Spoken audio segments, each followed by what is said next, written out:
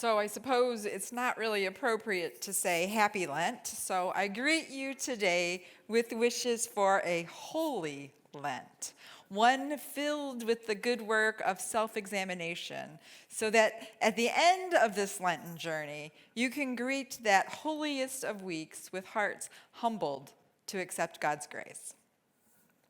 This is week 1 of our Lenten series, Embracing the Uncertain. Throughout the next 6 weeks, we'll acknowledge and examine our discomfort in the face of life's uncertainty. There are only a few things in life that we consistently feel 100% certain about. We have unwavering faith about God's love and joy, peace and hope when life is good, but become less certain when chaos takes the reins of our lives. We have deep faith in God's love for us, yet equivocate when that same God calls us to love our neighbor with the same abandon. And it's great to look forward to that certain beauty of Easter resurrection, but Easter's power is compromised when we avert our eyes from the chaos and uncertainty of crucifixion. Uncertainty is part of human life because, well, our lives are complex. No one is always right nor always wrong. No one knows definitively where life will carry them. No one knows with complete certainty the ways that God is at work in the world. We all just do the best we can to understand. But Lent is about acknowledging our lack. It's about owning our shortcomings because those often ignored corners of our lives are the very places that God does the best work. That's where God's grace is revealed. So let us meet a man who found himself desperate enough to admit aloud his own uncertainty about faith. And let's see how Jesus responded to that. It's in Mark 9, it's verses 14 through 29. When Jesus, Peter, James, and John approached the other disciples, they saw a large crowd surrounding them and legal experts arguing with them. Suddenly, the whole crowd caught sight of Jesus. They ran to greet him, overcome with excitement. Jesus asked them, "What are you arguing about?" Someone from the crowd responded, "Teacher, I brought my son to you, since he has a spirit that doesn't allow him to speak. Wherever it overpowers him, it throws him into a fit. He foams at the mouth, grinds his teeth, and stiffens up. So I spoke to your disciples to see if they could throw it out, but they couldn't." Jesus answered them, "You faithless generation, how long will I be with you? How long will I put up with you? Bring him to me." They brought him. When the spirit saw Jesus, it immediately threw the boy into a fit. He fell on the ground and rolled around, foaming at the mouth.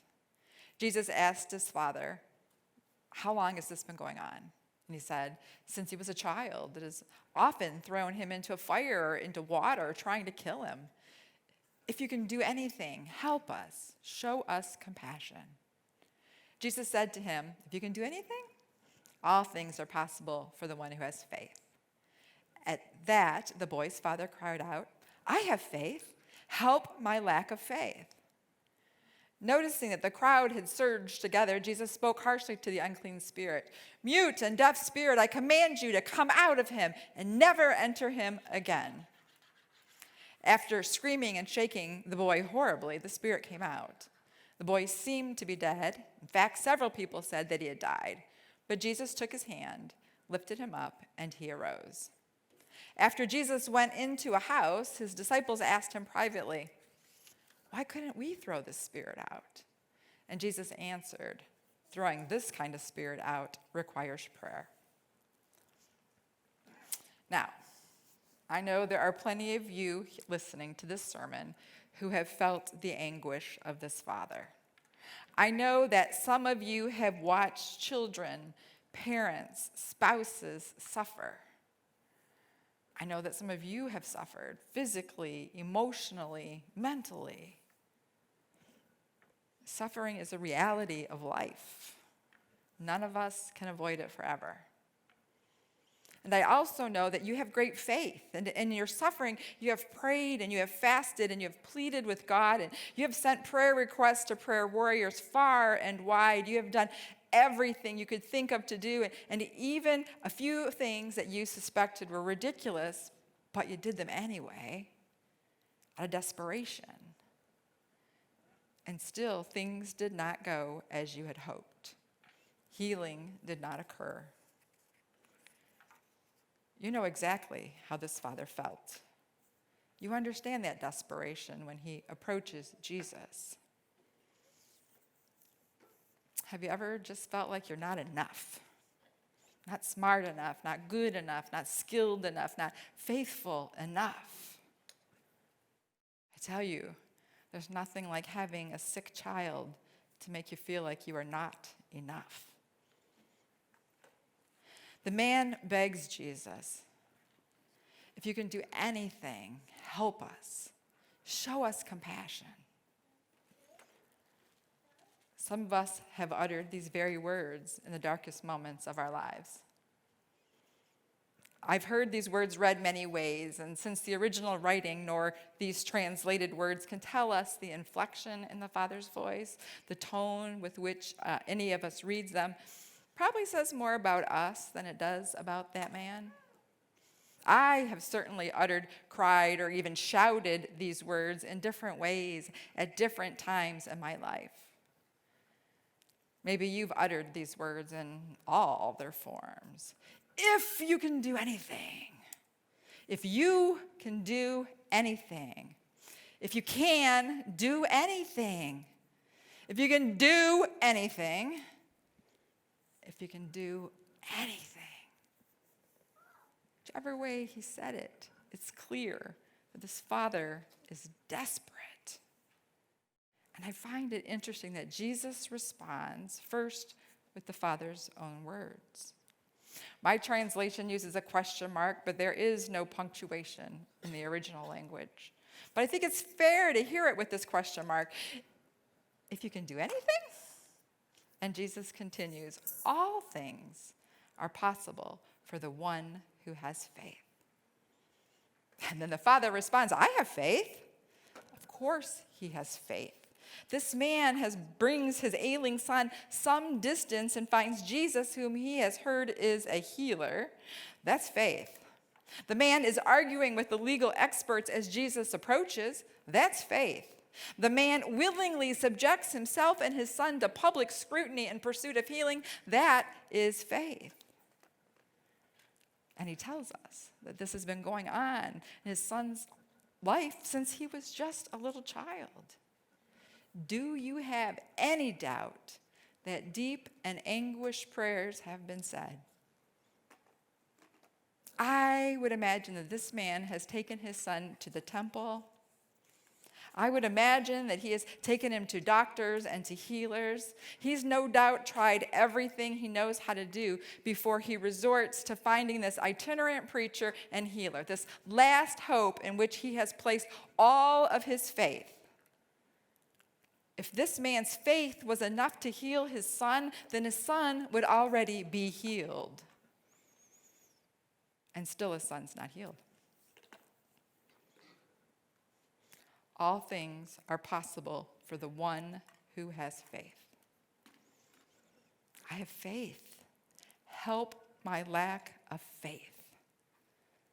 That's raw honesty, vulnerable humility, desperation. He has as much faith as he knows how to have. I have faith. And he asked Jesus to fill in that gap. Help my lack of faith. We are not enough. We cannot be good enough to save ourselves, nor faithful enough to heal ourselves. Jesus said all things are possible for the one who has faith. And who is the one who healed the son? Nobody could do it but Jesus. There is always a gap between human capacity and salvation.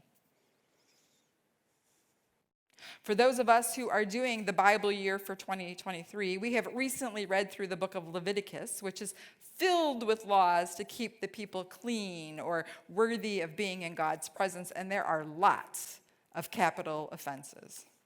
I started to make a list of things that warranted a death sentence.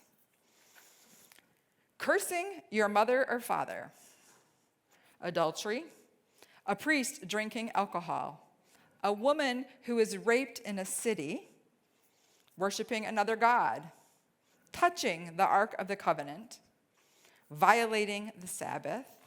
And my friends, this list is not fully inclusive. There are lots more offenses that warrant death to the offender.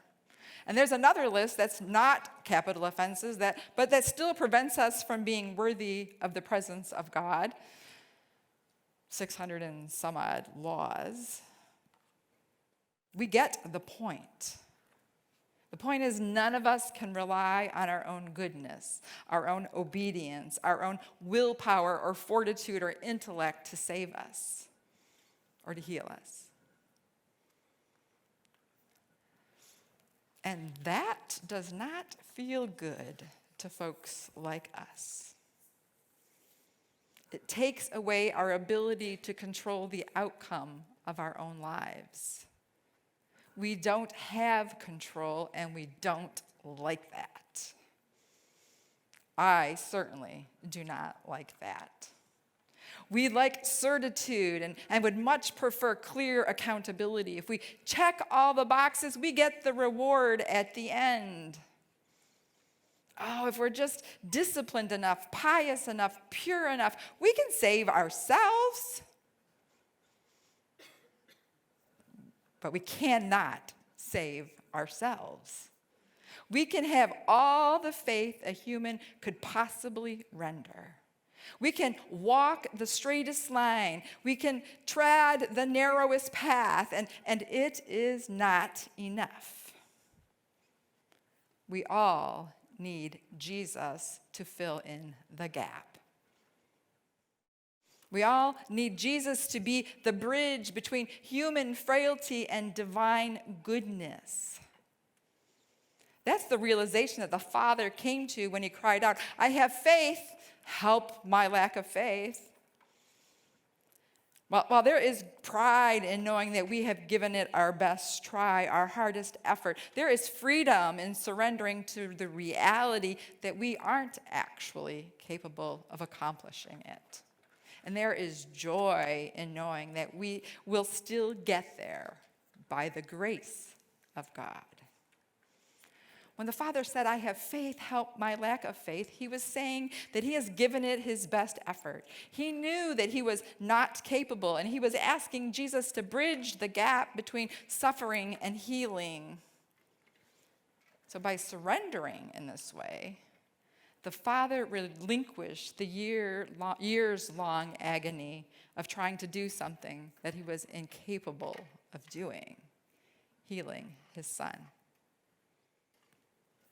There's freedom in that. Maybe you're waging a battle that you can't win alone. And by surrendering this way, the Father no longer carries the weight of blame and fault.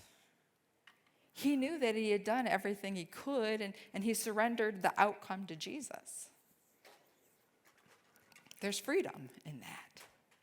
When we finally lay our burdens at the feet of Jesus, we know that they are in good hands.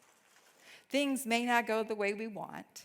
Things may look absolutely disastrous from the human perspective, but healing, spiritual or physical, mortal or immortal, will always come. What do you need to surrender into the care of Jesus? We are not enough.